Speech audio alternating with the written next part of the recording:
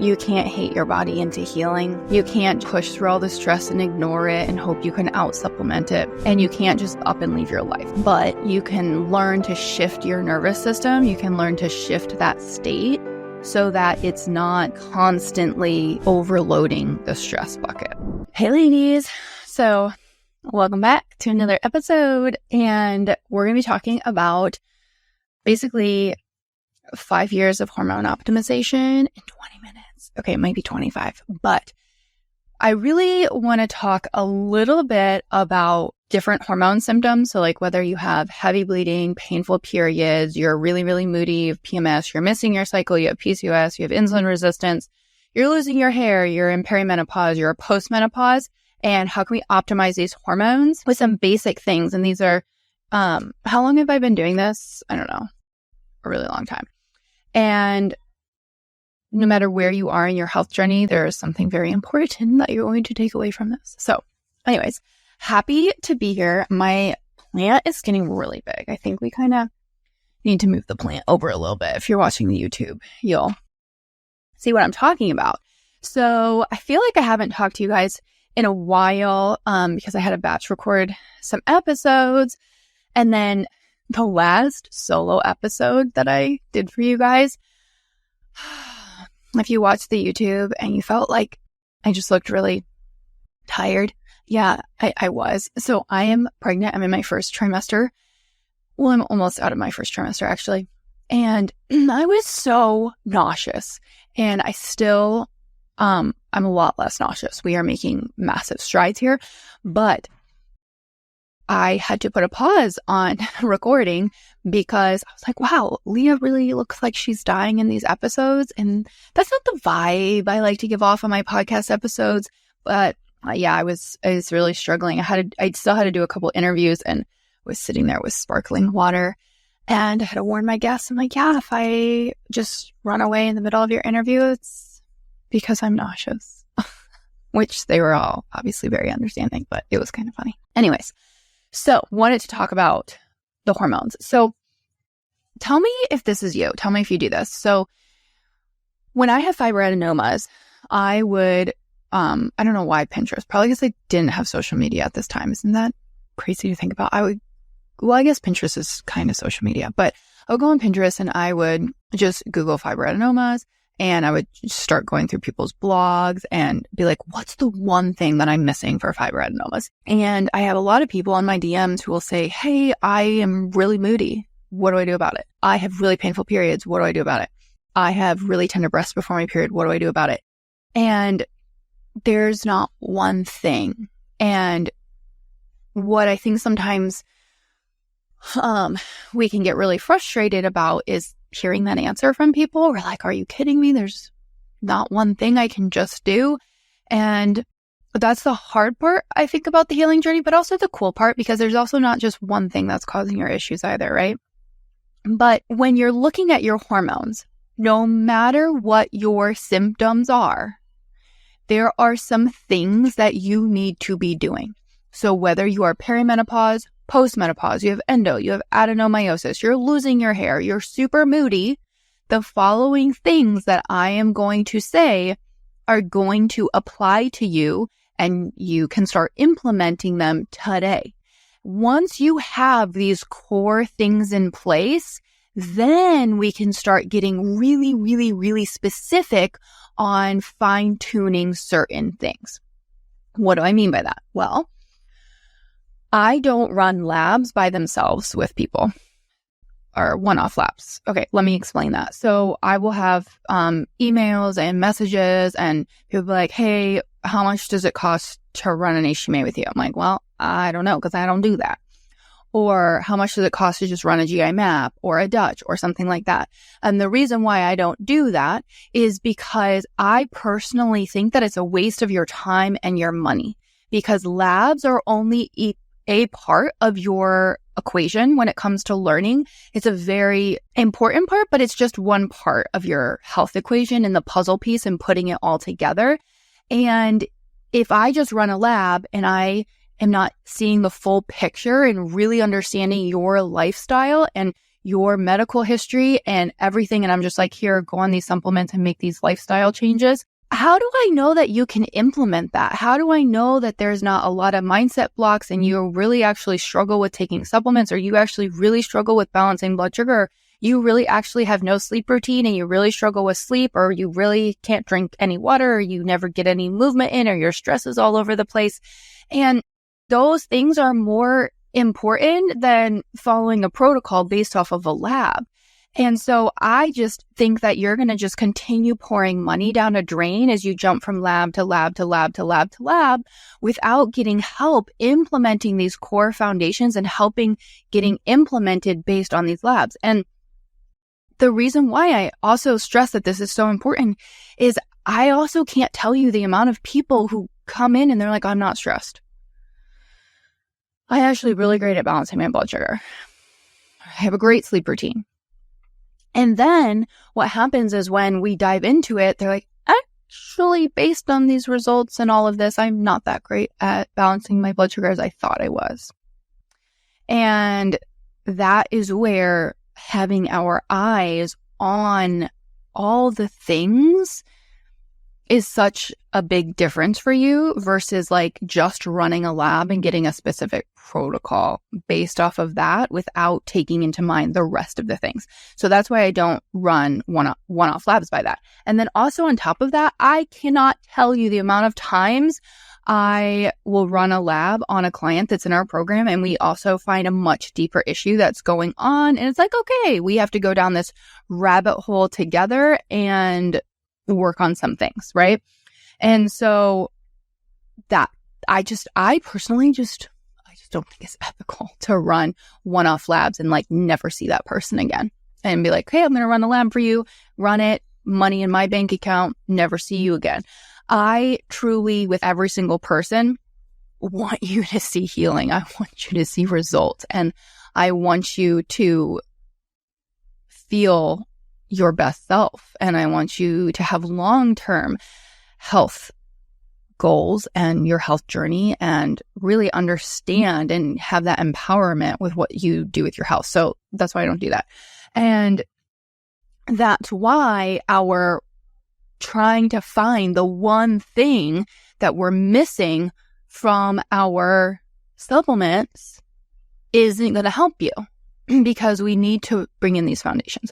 So that's a really long intro. If I was going to go back and look at all the things I went through when I was attempting to figure out what was going on with my hormones and all the crazy rabbit trails that I went down and all the crazy things that I tried, if I could go back to Leah and be like, hey, actually, I can give you a lot more results in a very short amount of time by simply doing blank. This is what I would tell her. So this one, I think is probably going to be a big shocker. Okay. Are we ready for this one? And that is stress management, nervous system support, calming your body. And the reason why I say this is that you can't hate your body into healing. You can't just like push through all the stress and ignore it and hope you can out supplement it. And I understand that like sometimes it's a really stressful job. It's a really stressful family situation. It's a really stressful relationship. It's a really stressful, I don't know. And you can't just like up and leave your life. I'm not saying up and leave your life. But what is really interesting is that you can learn to shift your nervous system. You can learn to shift that state so that it's not constantly overloading the stress bucket. Now, the reason why I say this is that you can have and take all of the supplements, but like still blow up at the drop of a hat and you're overstimulated by noise. And we can't just like force our body into healing by trying to do all of those things. And sometimes the first step to that is just giving yourself some grace. You know, going, hey, I don't know everything, but I am committed to getting through this. I'm committed to the learning journey. I'm committed to understanding my hormone health. I'm committed to getting out on the other side. And I will continue to search for answers and I will get there.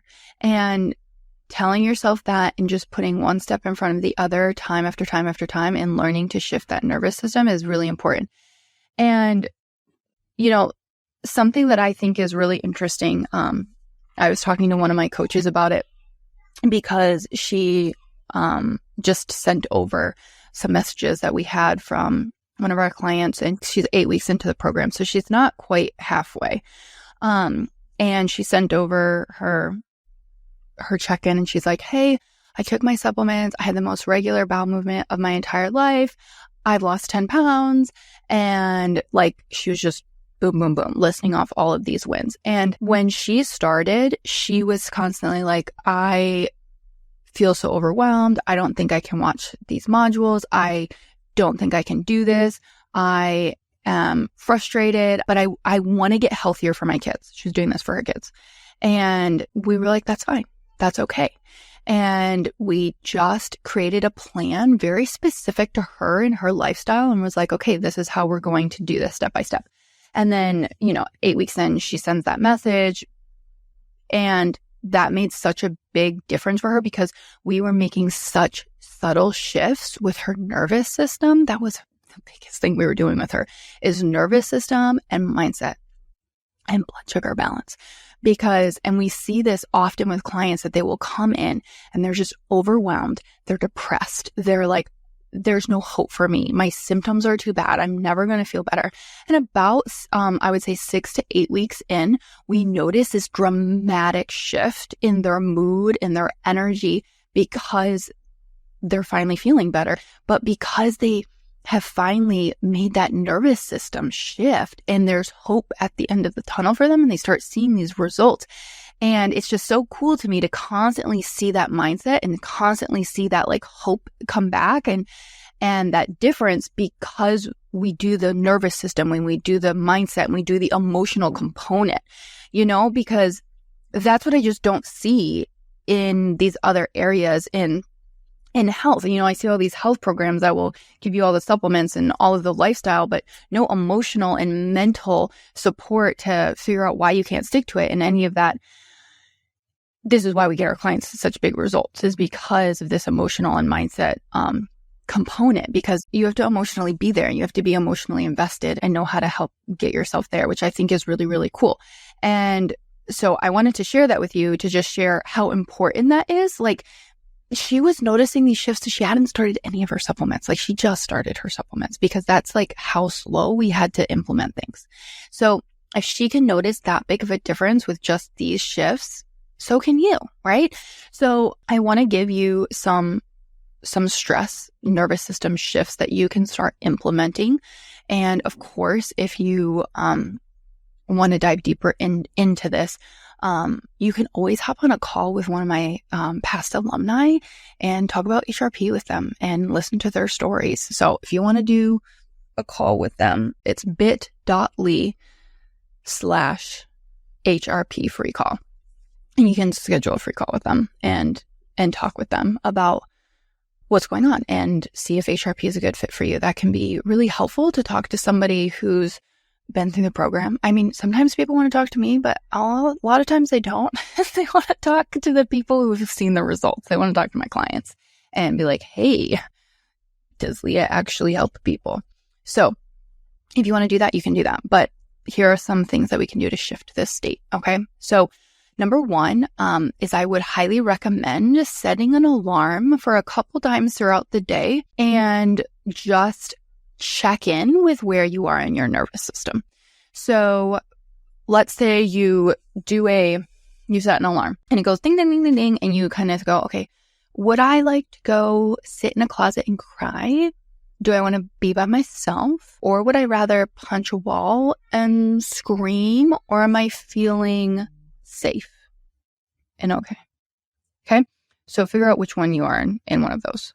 And that's where I would just start for a couple days, is just really being like, where am I? Where is my home away from home? Constantly, the majority of the time, am I in fight or flight, or am I in shutdown or freeze or whatever you want to call it?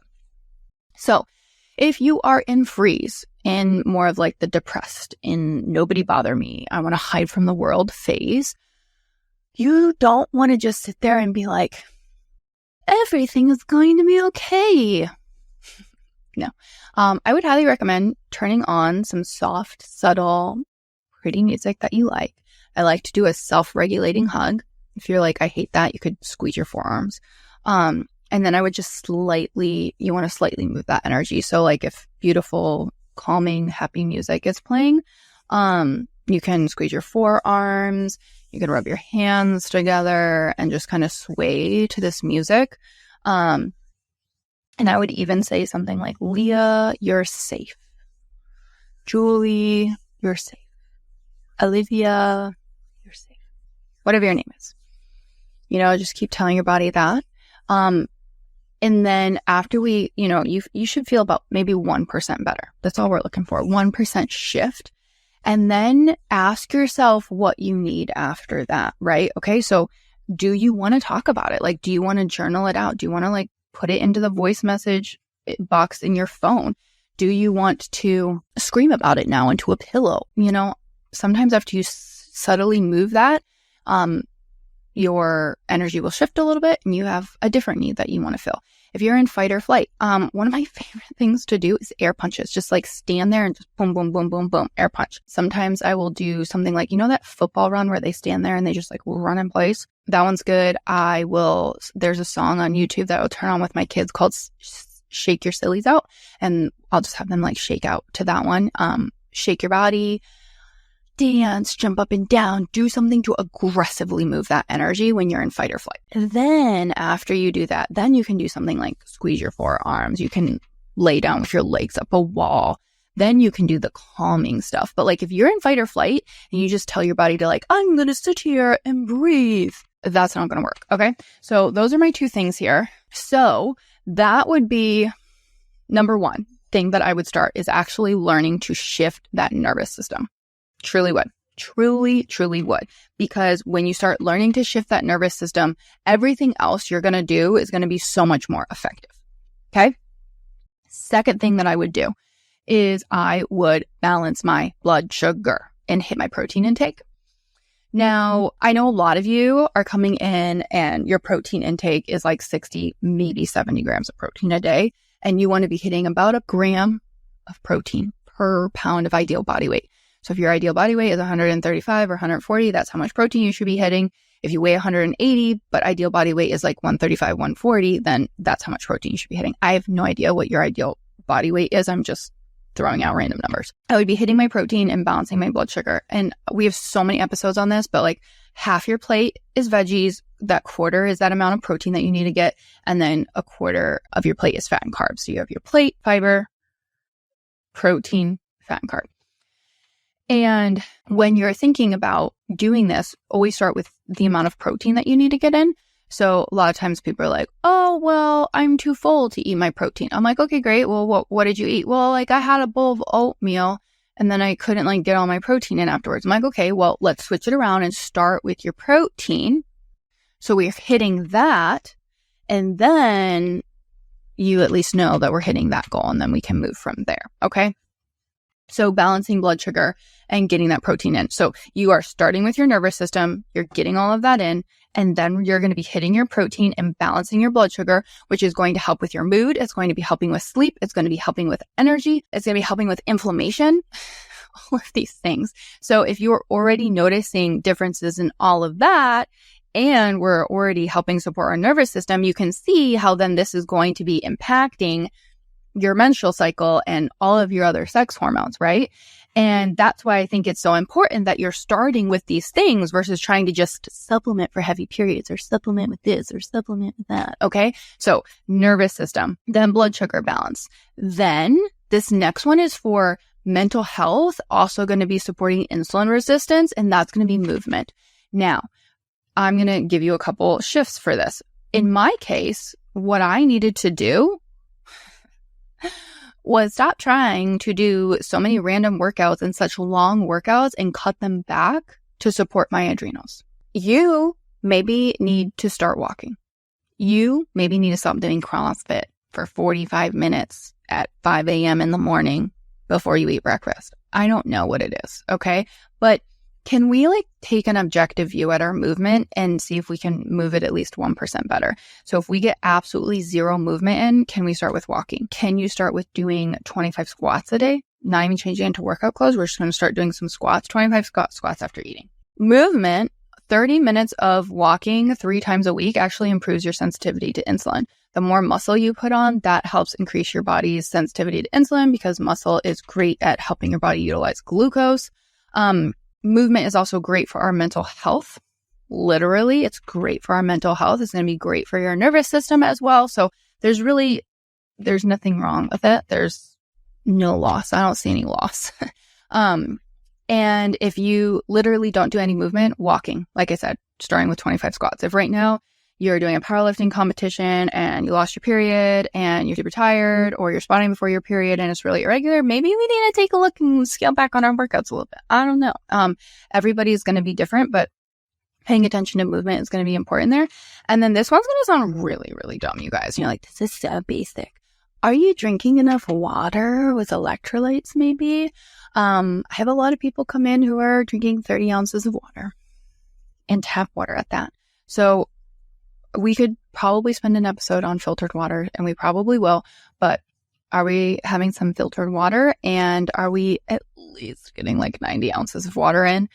Putting maybe a little bit of sea salt in your water, some electrolytes to help with hydration there, because water by itself is not going to be adequate hydration. So that would be another really big one that I would bring in. And then this is actually going to be a supplement one. And I know, hallelujah, we're bringing in a supplement. Finally, Leo. And that's magnesium. I talk about magnesium a lot. And that's because 78% of women are deficient in magnesium in the US. That's a lot of women. And magnesium is used in over 500 different enzyme reactions in the body. And that's a lot. And so I can't tell you how much magnesium to take. Please talk to your doctor before you make any decisions on whether or not you want to bring in or not bring in supplements or anything like that. I personally would start with 3 times my body weight. For some people, that's 400 or 500 milligrams. That's where I would start with magnesium. Me personally, again, always talk to your provider, always talk to your doctor. If you're I don't know what types of magnesium, I do know that we link my favorite magnesium brands in the show notes under favorites. And if you're the show notes never pull up for me because I watch or listen on I don't know, Google Podcasts or something weird where show notes don't pull up, you can just go to leahbrueggemann.com, my website, and there's a tab there that says favorites, and you can always look at them there. But I do list my favorite magnesiums. So if I was going to just restart my hormone journey, that's where I would start. I wouldn't start with lab testing and trying to randomly just jump around with labs. I would come back to those core things. And when we have really mastered those and we've really been feeling good, then let's move on to some more testing and some more specific things, because they will be that much more powerful and useful. And you spend less money on supplements long term instead of trying to out supplement your lifestyle and your nutrition and your life in general. Okay. So we're going to start with nervous system shifting. We're going to start with blood sugar balance. We're going to start with getting adequate water. We're going to start with tailoring our movement to what our needs are based on what we have going on. And maybe we're going to potentially bring in some magnesium based on our doctor's recommendation or whatever you're feeling like you need to do right there. Again, nothing I ever say is medical advice. I am not your doctor. So pay attention to that, all of those things. But that's where I would start. Okay. And those things are all so important. And then you can get even more tailored and go faster in your hormone journey, going from there. So I really hope this is useful. This is not the sexy answer. It's not let's, take this magical supplement. But I really do find that these are such a big shift for everybody. And no matter where you are in your hormone journey, I'll have people that have been doing this for years and doing a lot of research and been to all the naturopaths, and really dialing in these things will actually make a really big shift for them as well. And I know it will for you too. So please, I love hearing from you. I love it when I give you guys homework and you do it. You're such awesome people. Like all of you ladies who sent me Italian dressing recipes, you're my people. I love you. All right. Have a wonderful rest of your day, depending on where you're listening. Let me know. Where are you listening? I want to know. Are you driving when you listen to this? Okay, don't text me. I mean, don't DM me while you're driving, but you can DM me afterwards.